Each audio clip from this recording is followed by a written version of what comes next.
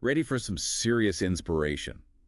Today, we're taking a deep dive into climate activism. Well, more specifically, Oh, the incredible women leading the charge around the world. exactly. We're talking about those stories, The ones that don't always make headlines. Yes.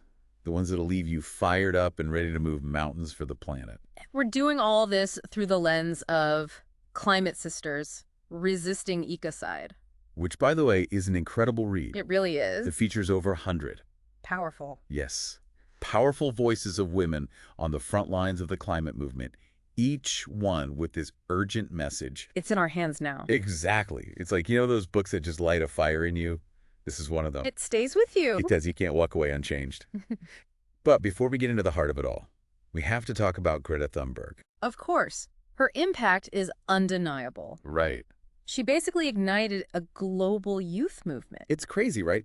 Like 2018, she starts skipping school. With her handwritten sign. And suddenly, millions are joining her every Friday with Fridays for Future. FFF, as it's become known. Exactly.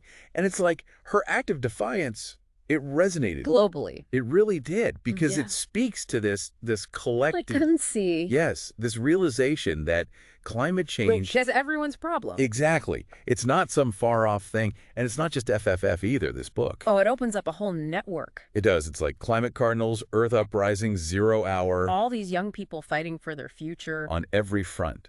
And they're not just talking, they're taking action. Like Climate Cardinals. Yeah. They're translating vital climate information, yes, Yes. into over 100 languages. Think about the impact. It's huge.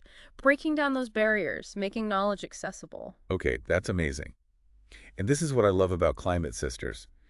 It doesn't just stay surface level. It gets into the individual stories. Like Bastida. Yes.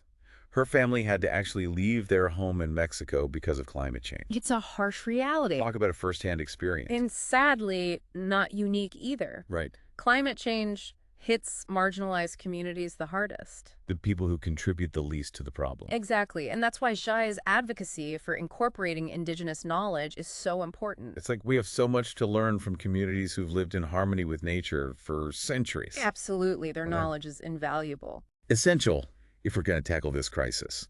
And Climate Sisters, it doesn't just focus on scientists and activists either. It highlights art, too. Yes, like the poet Khairani Barokka. Her work is powerful. It's intense. Yeah. She explores environmental exploitation. That destruction we inflict. She calls it ecocide. Essentially the destruction of the natural world. And she has this one line, it stuck with me.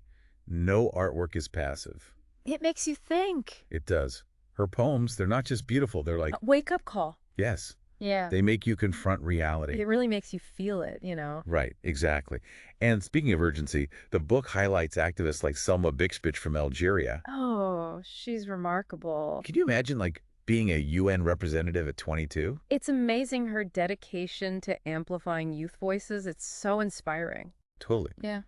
And her being at COP27, that big UN climate conference, Yeah. shows how much she wants young people to have a seat at the table. Which is a battle. Like Selma talks about how tough it is for young people to even get into these events. Right. Like even getting accredited for COP27. It's like these are the generations that'll inherit this mess, but their voices are... Marginalized. Exactly. And that's what makes Selma's work so important. Yeah. She's not waiting for an invitation. She's creating her own platforms. What? Her Future Rising project. Oh, yeah. That's a fantastic example. Okay. Showing local solutions, the resilience of young people in Algeria, and the whole MENA region. Wow.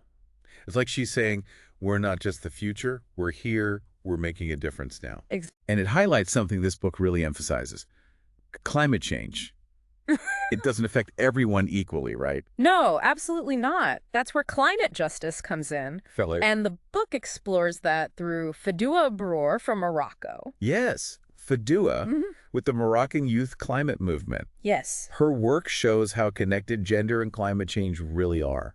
Absolutely. You can't talk about one without the other. It's true. Fadoua talks about how women, especially in rural communities, Oh, they're hit the hardest. they bear the brunt of the impact. It makes sense. Think about it. They're the ones often responsible for food, for water, Right. resources that are becoming more and more scarce with these droughts, the unpredictable weather. It's a vicious cycle. It is. It makes you realize how interconnected it all is. Yeah. We can't just be like, oh, climate change. It's like gender inequality, poverty, access to resources. Everything's connected. It is. And Fadoua's work is all about empowering those women, giving them the tools, Right. the resources to become agents of change in their communities. Exactly. It's about recognizing that they're not victims. Right. They are powerful drivers of solutions. And you know what I love about Climate Sisters? Mm-hmm. It's not just, here's the problem. It's like, look at this incredible resilience, this innovation happening, and particularly among women. It's like this wave, this wave of energy and determination, and it's women leading the charge. It's infectious. It really is. Yeah. You finish this book, and you can't help but feel hopeful. It's like it reminds you that individual action, it matters. We don't have to wait for, governments or big corporations to fix everything. It's about taking charge, right? Exactly. And that's what I love about Climate Sisters. It's both a celebration of these incredible women. And a call to action for all of us. Right. Like, educate yourself, support the organizations on the ground, find your own way to contribute.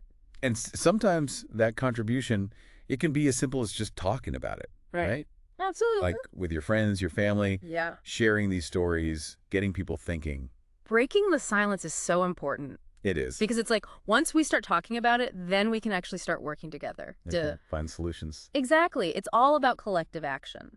So as we wrap up this deep dive into Climate Sisters, what's like the one thing you really hope our listeners take away from this conversation? While the book focuses on these incredible women, their stories, they highlight a universal truth. Ooh, I like that. It's that we're all interconnected. We are. The fight for climate justice, it's deeply intertwined with social justice, with economic justice, with indigenous rights. It's about building a better world for everyone. Exactly. It's about recognizing that we're all in this together and we all have a role to play. So true. So my question for the listener is this.